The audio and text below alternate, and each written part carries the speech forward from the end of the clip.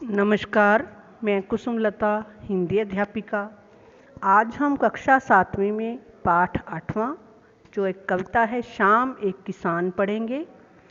इसमें कवि सर्वेश्वर दयाल सक्सेना जी ने किसान के रूप में एक जाड़े की यानी सर्दी की शाम के प्राकृतिक दृश्य का सुंदर चित्रण किया है। इस प्रकार है ये पहरा।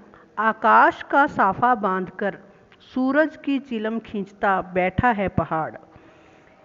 साफा होता है बेटा सिर पर बांधने वाली पगड़ी। सूरज यानी सूर्य, चिलम ये जो हुक्का पीते हैं उस पे वो हुक्के के ऊपर रखने वाली वस्तु होती है चिलम। कटोरी की तरह हुक्के पे रखी होती है जिसमें आग जलती है, वो चिलम होती है।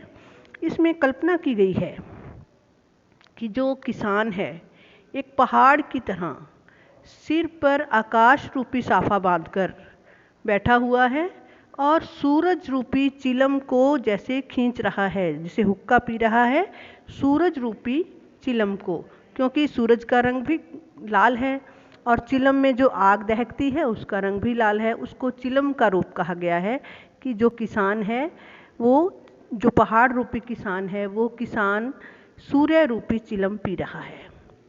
घुटनों पर पड़ी है नदी चादर सी, पास ही दहक रही है पलाश के जंगल की अंगीठी। जो पास नदी बह रही है इस तरह प्रतीत होता है कि उस किसान ने अपने घुटनों पर एक सर्दी से बचने के लिए एक चादर डाल रखी हो। इस तरह कल्पना की है कवि ने कि जो पहाड़ रूपी किसान है उसने अपने पैरों पर, अपने घुटनों पर एक चादर डाल रखी है। उसके पास ही पलाश के फूल होते हैं बेटा लाल रंग के, वो पलाश का जंगल है वहाँ पास, तो उसमें पलाश के लाल फूल इस तरह लग रहे हैं जैसे अंगीठी दहक रही हो। जी, सर्दी से बचने के लिए वो किसान ने अपने पास एक अंगीठी, दहकती हुई अंगीठी रखी हुई हो कि पलाश के जो लाल फूल हैं वो अंगीठी में दहकते हुए अंगारों की तरह प्रतीत हो रहे हैं कि वो अपने पास जंगल में अंगीठी जलाकर सेक रहा हो। अंधकार दूर पूरब में सिमटा बैठा है भेड़ों के गल्ले सा।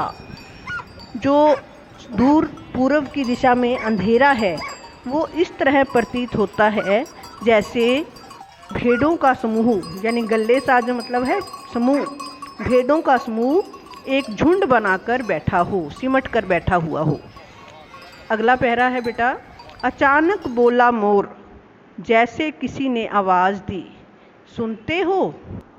चिलम औंधी, धुआं उठा, सूरज डूबा, अंधेरा छा गया।